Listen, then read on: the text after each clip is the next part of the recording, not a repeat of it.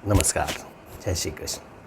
हमारे शास्त्रों में छोटी छोटी ऐसी बहुत सी कथाएं हैं जिनसे हमें जीवनोपयोगी बहुत शिक्षा मिलती है। ये वे बातें जो हमारे समाज से लुप्त होती जा रही हैं और आज के आधुनिकता के युग में ऐसा लगने लगा है कि ये बिल्कुल अप्रासंगिक हैं, इर्रेलेवेंट हैं, मगर सत्य सत्य होता है, इसे झुटलाया नहीं जा सकता। तो ऐसी कुछ बातों को हाईलाइट करने का मेरा एक छोटा सा प्रयास है इस चैनल के माध्यम से। इस सिलसिले में हमारी आज की कथा का शीर्षक है झूठे मुंह नहीं सोना चाहिए। साथियों, कश्यप ऋषि की पत्नी दिति ने जब देखा कि मेरे दोनों बलवान पुत्रों हिरण्यकश्यप और हिरण्याक्ष का इंद्र ने विष्णु भगवान की सहायता से वध करा दिया है, तो उसे बड़ा संताप हुआ।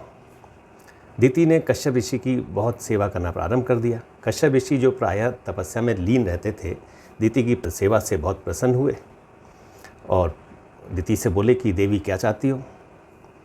मैं तुम्हें वर देना चाहता हूँ, तुम्हारी सेवा से प्रसन्न होकर। दिति ने कहा कि मैं एक ऐसा पुत्र चाहती हूँ जो इंद्र को मारकर उसके सिंहासन पर बैठे।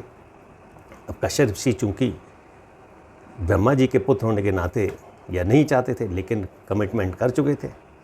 अतः उन्होंने कुछ नियमों के साथ दिति को यह वचन दिया और कहा कि अगर इन नियमों में से एक का भी पालन नहीं हुआ तो तुम्हारा होने वाला पुत्र स्वयं ही देवता बन जाएगा।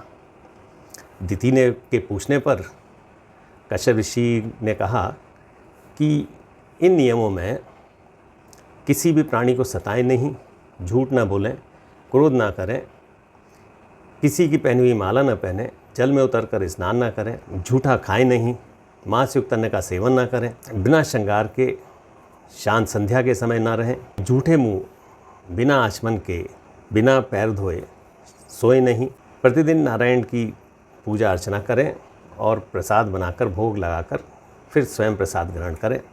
दिति बहुत दृढ़ निश्चय वाली और मनस्वी थी, अतः उन्होंने कश्यप ऋषि की इन बातों को सहर्ष स्वीकार किया और अपनी तपस्या में व्रत पूरा करने में लग गई। इंद्र को जब इस बात का पता चला तो वो एक बालक का रूप रखकर दिति के पास आए और बोले कि माँ, मैं आपकी सेवा करना चाहता हूँ, मुझे अपनी सेवा में रख लो। दिति ने बालक को अपनी सहयोग के लिए सेवा में रख लिया।